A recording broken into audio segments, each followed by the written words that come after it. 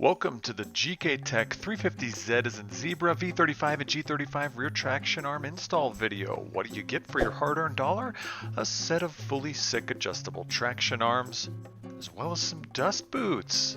The bearings are PTFE lined, so you don't need to run them, but if you do, install them just like this, then slide that nut on. These also come with a set of instructions with lots of writing yelling at you in all caps, including minimum and maximum lengths. Let's talk install. This is the arm we are replacing in case you didn't know.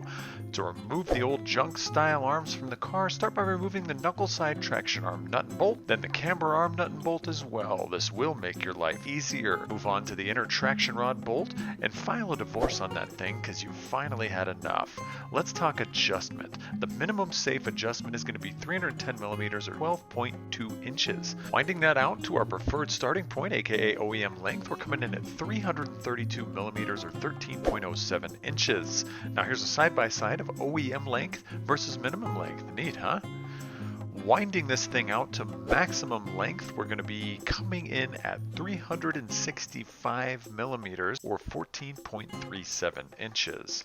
Enough yapping, let's install. Starting from OEM length, install one of the inserts, then the arm, then the other insert, then the front bolt. Tighten those down and torque to these specs right here. Now fit the clevis side end to the knuckle, then install the traction arm nut and bolt. Finally, reinstall the camber arm, then the bolt and nut, then torque that Johnny down to these specs, as well as the traction arm bolt to these as well. Now I am saying this in all caps. Make sure the bearing is running central, not cocked to the left or to the right.